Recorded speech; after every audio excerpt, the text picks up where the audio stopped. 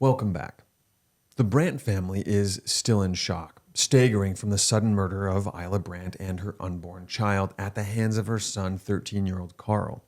Herbert, Carl's father, survived the attack. Carl is held in custody as police and doctors figure out what to do with him.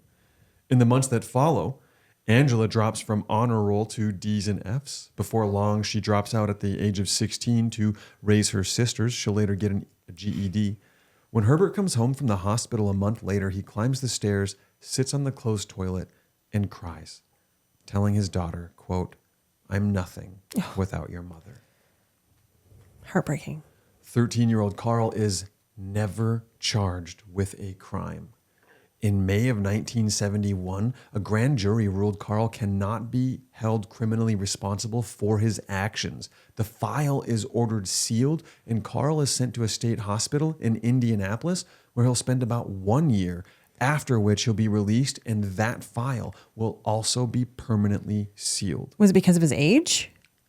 Or they just decided, no, he's not criminally responsible? It is because of his age. This state at that time, Indiana, they do not understand under age of 14 to be aware or in control of their actions in a way that they can charge him with such a crime. Man, that feels Now, while wrong. he's institutionalized in that hospital for a year, Herbert drives every weekend to Indianapolis. Now, that's 2 round trips, hundreds of miles every weekend to bring Carl home on visits. Herbert refuses to abandon his son. In June of 1972, Carl turned 14 and came home. He was kept inside the house and out of sight from neighbors. Herbert takes a full year's leave of absence and moves the children to Ormond Beach, Florida, which is northeast Florida, south of Jacksonville. There, the family story is rewritten. The 2 youngest are told their mother died in an accident. They'll grow up with no knowledge whatsoever of that night. The truth becomes a family secret, protected like the last unbroken thing they own.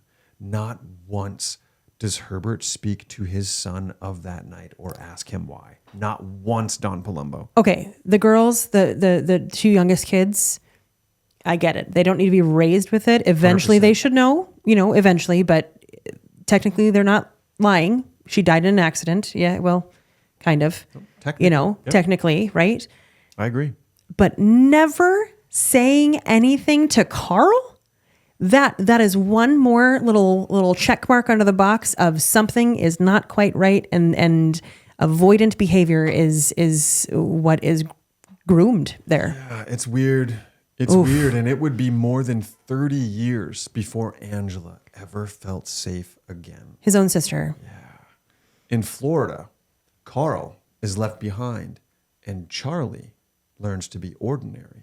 The family splits apart around 1974. Herbert remarries in Volusia County and returns to Indiana with his 2 youngest daughters and his new wife.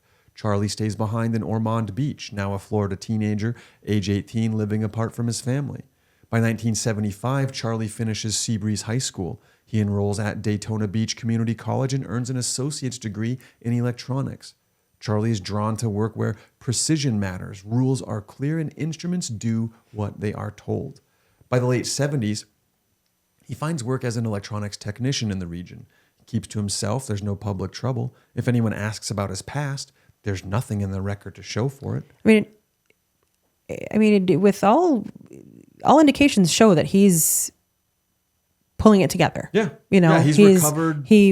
Right. And technically he had that year of at the state hospital. So maybe it was helpful. Maybe that, yeah. Because it's seeming like he's got it together here. He does. And Charlie excels at work. By the early 80s, his sister Angela had built a nice life of her own in Florida, and she marries a man by the name of Jim Graves. That's Charlie? That's Charlie. Okay. Although they'll later separate, she does not publicly speak of Indiana. Her fears and nightmares related to that night remain private. Herbert shuttles between states over the decade and eventually resettles back in Volusia County in Florida.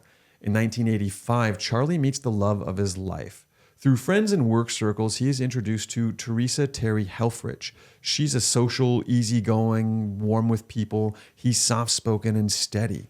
They move into each other's lives quickly. Friends notice a very beautiful part of Charlie and Terry's relationship. They make each other's lunches because, as they say, it tastes better when it's made by the one who loves you. I mean, they're not wrong. That is I think that's very cool. It's very sweet. I love a sandwich that's not made by me. 100%. So do my kids, boy, let me tell you. In August of 1986, Charlie and Terry were married. Jim Graves stands as the best man. Opportunity and lifestyle pull them down to Big Pine Key in 1988, down in the Florida Keys. They buy a house that looks like a technician's blueprint made livable. The hurricane shutters each are custom cut and labeled, so every panel returns to the same window without guesswork. The French doors have perfectly routed circles for the knobs. It's a meticulous effort, and it's all work done by Charlie himself. The couple settle into their life. Charlie as a radar electronics technician, a procedure-driven job that requires plenty of travel. Not long after setting up shop at the new house, copies of Victoria's Secret magazine start arriving every month, addressed not to Terry, but to Charlie. I mean, maybe he's got a kink, or maybe a coworker signed him up for it as a joke, right? Maybe. Seems a little peculiar for a man to have a subscription to Victoria's Secret, but who am I to judge? You just never know, right? Right. Why not just get Playboy or something? I don't know. Yeah, maybe that was his only outlet and didn't feel comfortable getting something else. In July of 1989, a woman driving across North Pine Channel Bridge saw a man cross the highway near the waterline. What that driver doesn't fully see is where that man was heading. A small boat anchored not far from shore. On that boat is Sherry Parashow, late 30s. She lives afloat on that dinghy, bicycle lashed to the bow. Each night she rows her little boat a short distance off the bank, and that's where she sleeps. That's where she lives. The next day, fishermen find her body beneath the bridge. Detectives work the water and the boat. Now that boat matters because in its wood, investigators find cut marks as if the bottom was used as a work surface, like it was chosen, not improvised. Sherry's throat is slashed nearly to the point of decapitation. Her torso is split open. She was eviscerated and her heart removed. And not found anywhere? Not found. No. Organs gone. Heart gone. Oh, okay.